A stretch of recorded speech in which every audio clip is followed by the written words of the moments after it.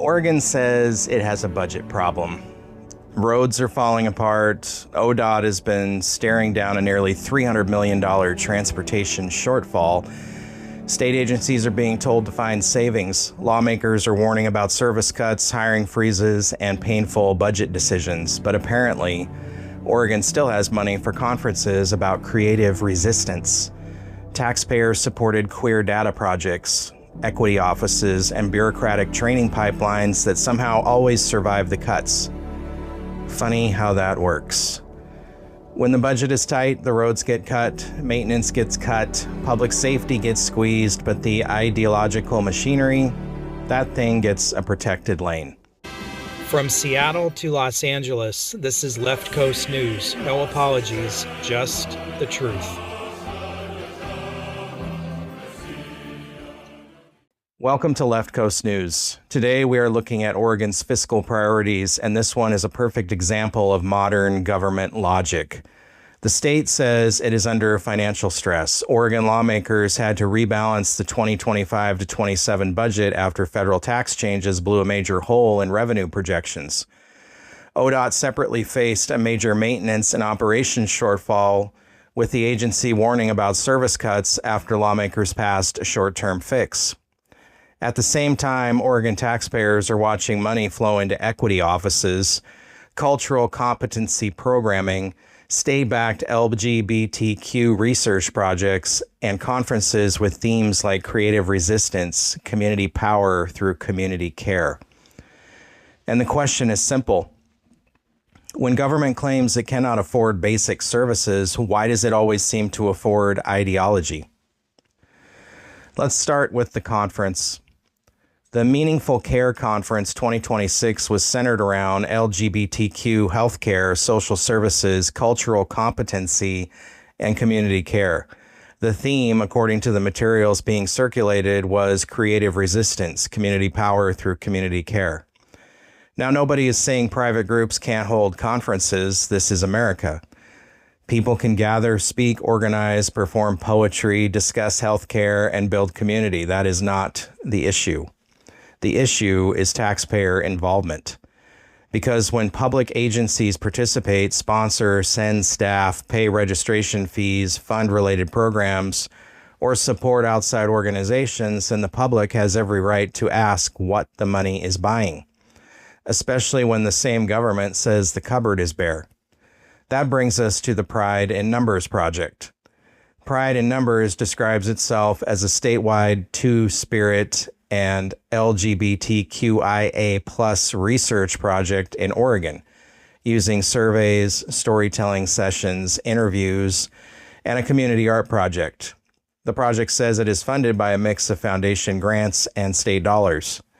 Supporters will say this is about identifying health disparities and improving public services. But critics are going to ask the obvious question. Why is a state facing budget stress spending taxpayer dollars on community-led ideological research while core services are being cut, delayed, or patched together? Because this is always the trick. They say it is only $1.25 million. They say it is tiny compared to the whole budget. They say it is just a drop in the bucket. But taxpayers are tired of hearing that. $1 million here, a conference there, a training office here, a grant program there, a consultant contract over there. Pretty soon, the bucket is not leaking, it is being drained with a fire hose. And every dollar spent on political fashion is a dollar not spent on roads, public safety, foster care, emergency services, bridges, wildfire readiness, mental health beds, or keeping violent offenders away from the public. Then there's ODOT. The Oregon Department of Transportation faced a major budget shortfall for maintenance and operations. ODOT said the legislature's 2026 funding package addressed a $297 million shortfall and helped avoid deep layoffs and service cuts. That matters because transportation is not optional. Roads are not a luxury. Bridges are not a special interest group. Snowplows, maintenance crews, DMV services, highway safety, and basic infrastructure are core government responsibilities. This is what taxpayers think they are paying for.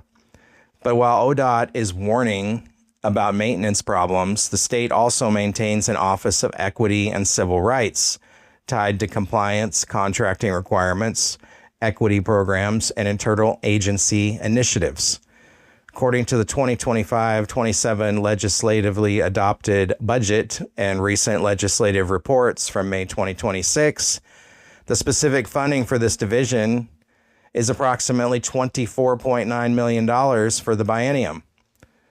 Now, some of that may be legally required under federal civil rights law. Fine, follow the law. But here is the accountability question. How much of this is actual legal compliance and how much is ideological expansion wearing a compliance costume? Because taxpayers deserve a line-by-line answer. If the office is handling Title VI compliance and federal contract requirements, show the public the costs. If it is funding trainings, conferences, travel, equity consultants, cultural programming, and outside partnerships, show the public that too. No hiding behind vague phrases like community-centered engagement or culturally responsive infrastructure. That language is where accountability goes to die. And then there is the Oregon kicker. Oregon is returning $1.41 billion kicker credit to taxpayers on 2025 tax returns because previous cycle revenue came in above the constitutional threshold. The kicker exists because Oregon law requires surplus revenue to be returned when collections exceed forecasts by more than 2%. That is important because it creates a strange picture. On one hand, taxpayers are getting money back from the previous budget cycle. On the other hand, the current budget is under pressure. So Oregon is saying we had enough excess revenue to trigger a massive refund, but now we're short and agencies need cuts and transportation needs help. And somehow the solution is never to question the ideological spending machine. That is the issue, not whether a conference can exist, not whether a private organization can do research, not whether people have the right to advocate for their community. They absolutely do. The issue is whether taxpayers should be forced to fund political priorities when the state claims it cannot afford basic government functions. Because government has a constitutional duty to serve the public, not to act like a grant-writing department for activist nonprofits. And this is where Oregon voters should demand answers. How much taxpayer money went into the Meaningful Care Conference? How many state employees attended? Which agencies paid registration fees? Were travel costs reimbursed? Were public employees attending during paid work hours? Were any payments routed through interagency agreements? Were third-party nonprofits funded through grants or subgrants? And most importantly, who approved this spending while agencies were being told to cut costs? That is the story.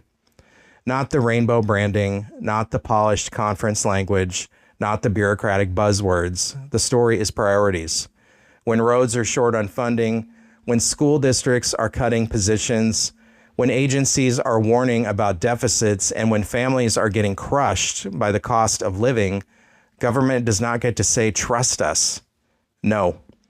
In a constitutional republic, the government answers to the people, not the other way around. Oregon's budget problem is not just a math problem, it's a values problem, because budgets reveal priorities.